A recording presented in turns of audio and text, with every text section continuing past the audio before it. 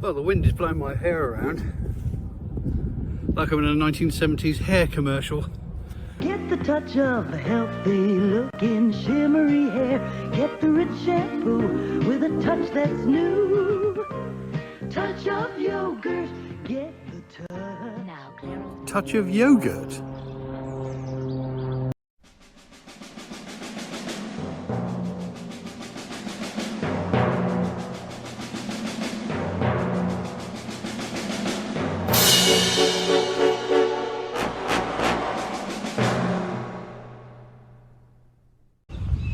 Well, the hair is out today. I am sans chapeau, simply because it's too windy to wear a hat, and I didn't want to put on a beanie or something like that because I get too hot.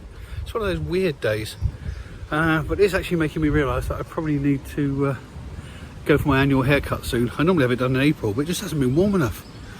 Because what I do is I let my hair grow long, and it's long all through the winter, keeps me nice and warm. Then I have it all cut off in April, and that keeps me nice and cool during the summer. And then by Christmas, it's all back down my shoulders again.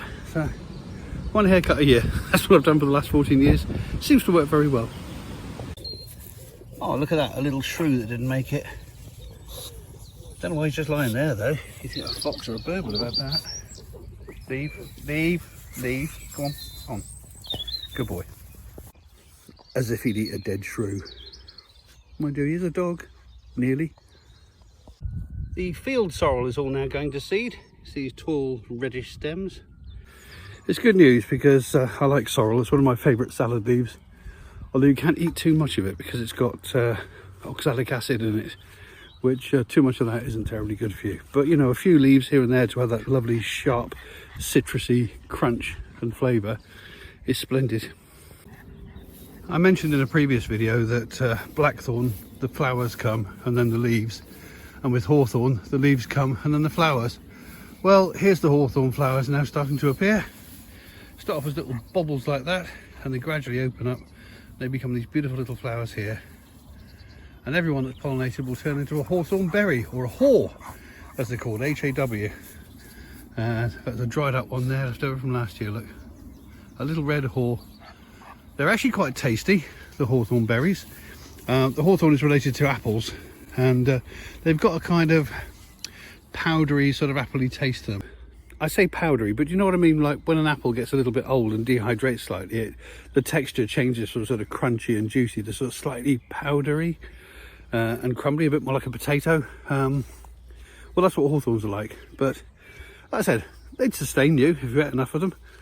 But what they're best used for, of course, is for making things like adding them to hedgerow jams and jellies, or fruit leathers, or making hawthorn ketchup.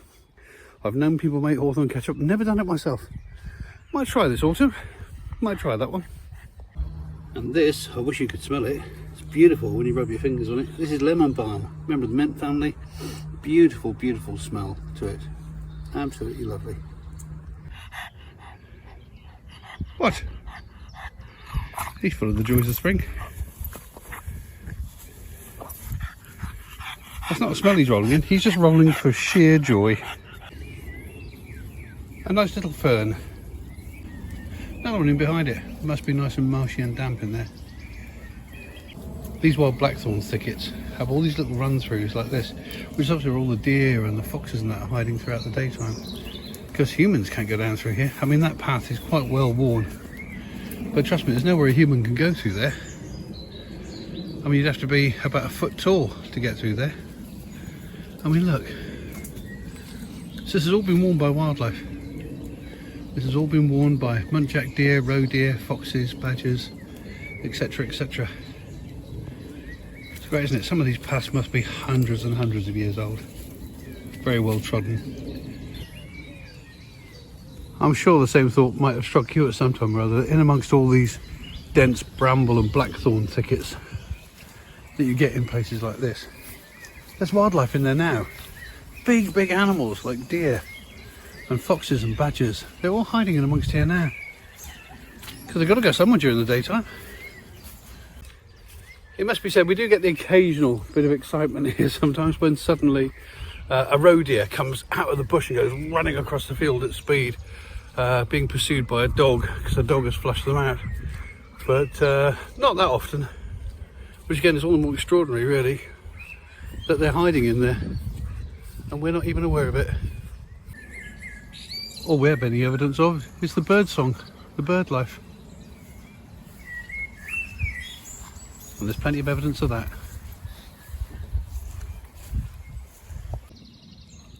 Looks like the wild cherry crop's going to be quite good this year.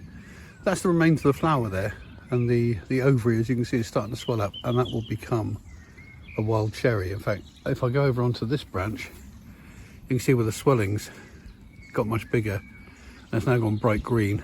Over time, that'll quadruple in size and turn bright red. And the birds will eat them all before I get a chance to pick them. But I'm not missing out really. They're incredibly sour. Incredibly sour, although I'm told by people who do so that it makes really nice jam. So maybe that's something else I'll try this year. The sycamore and the field maples are all in flower now. You've got to look a little bit to see their flowers because they're tiny, but here they are, look. Tiny, tiny little flowers. Not many with petals left on at the moment.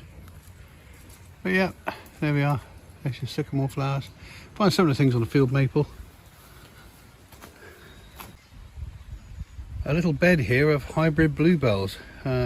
These are nearly all Spanish, but there's a few white ones in there, and a few, if you can see here, you've got white ones at the back here, and you've got blue ones, and you've got these sort of lilac coloured ones.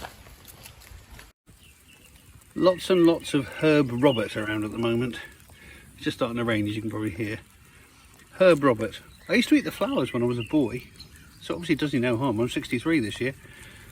I must check to see whether they are actually reasonable eating, whether there's any goodness in them. But certainly I don't think they'll do you any harm. But a pretty little flower. I'm now picking wild garlic flower buds, because these, when they're pickled, are absolutely delicious. I'm only taking enough to fill one small jar, and considering the bed of garlic there is here, I'm not going to do any harm to the population. But I'll let the rest go to flower and go to seed. And then we'll have even more wild garlic next year. Hurrah! Another little bed of wild garlic, and the flowers are just starting to come up. Look, I'm not going to pick any of these because I've got plenty of buds from my other wild garlic patch. But yeah, the flowers are starting to come up now. Early holly flowers. I'll record them in a later video when they're out. A lot of people don't realise that holly has flowers, but of course it does. That's what ends up with the berries. In fact, you can just start to see a few opening here. There's the holly flowers. It's quite a pretty little flower as well, white and pink. Oh, as if the shrew wasn't enough. Now we've got this little baby. Harris away. Dear oh dear, what a shame. Something will clean it up, but not you. I did a video some time ago called What's That Leaf?, where I try to point out some of the major identification points of a number of different leaves on trees. Well, as all the trees are coming into leaf now, I thought it'd be nice to look at a few confusables. I'm going to show you 4 different leaves here now that all superficially look very similar.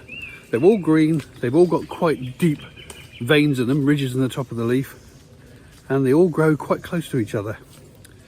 So let's have a look at that.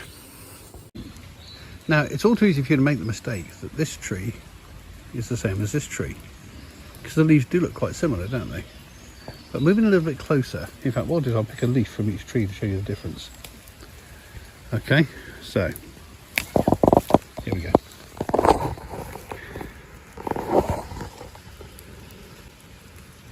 So the one on the right is beech, and can you see it's got sort of crenellated edges and it's got ribs, but the one on the left is a hornbeam, much deeper ridges, and it's got that sort of serrated sawtooth edge to the leaves.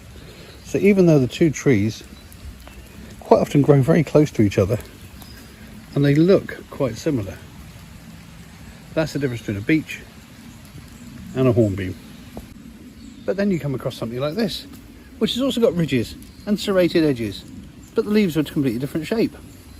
That's because that's a hornbeam and that is a hazel. Hazel have much more round, spade-shaped leaves, and most notably, at the end of each leaf there's a little pointy bit. Can you see it? That's how you tell your hazels. Whereas you don't get that on a hornbeam you get a much more spear-shaped leaf. Then you come across some leaves that are a little bit serrated around the edges, so you think, oh, hornbeam, but the leaves are a little bit of a different shape. They're a bit more oval, a bit like a hazel. Well, the clue with this one is to turn it over and look at the colour underneath. This is a white beam, very closely related to the hornbeam. This is a white beam, and that's the giveaway, the colour of the underside of that leaf. Because on a hornbeam, it's the same colour top and bottom. Nature doesn't make it easy for us, does it? Oh, we've got a tractor out on the fields again. Lots of red kites flapping around. They're not going to do so well with the worms on this occasion, because what he's pulling around now is a harrow. Because he's gone over with the spike roller to break up all the lumps to start with. Then what he's done is he's gone through the plough, and now the harrowing is actually flattening all the top of the soil and making it ready for the seeds to go in. Not a lot. There's a few red kites on the ground behind him, and a couple flying around. One's just dived down to the ground there. Keep watching, you might just see the red kites. A little on that, just flying around here.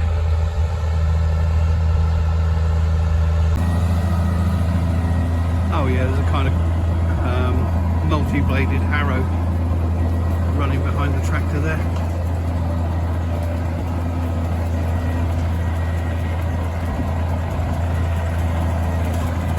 It's a bit like raking, I suppose, really. In fact, it rakes everything into long lines all ready for the seed.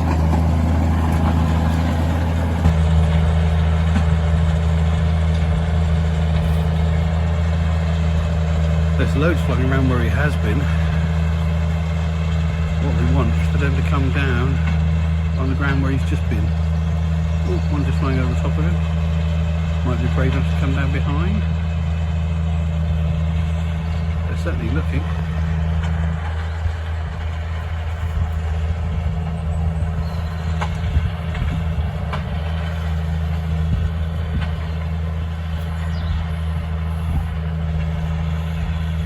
Do you know what? I don't think we're going to get any joy here. It's such a shame.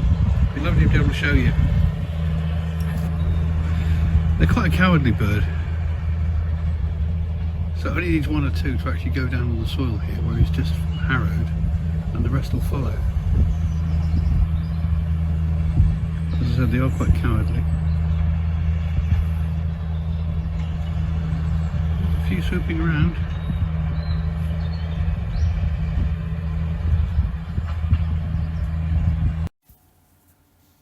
What I'd love to be able to show you is something like this. This was filmed by a chap called Paul Dinning. I'll put a link in the description below, of red kites feeding at a farm in Wales. To get this sort of view, I think you'd have to be the farmer in the cab of the tractor, because this is extraordinary. I do see this from a distance quite regularly, but no chance of me getting this close. Amazing, isn't it?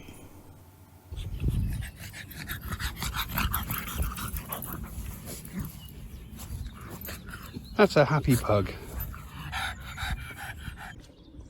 Well, that's all for today and for this week. Apparently warmer weather is coming next week, so who knows, the old barnet may get shorn after all. But in the meantime, from me and Harris, wherever he is, and my hare, Toodle-pip.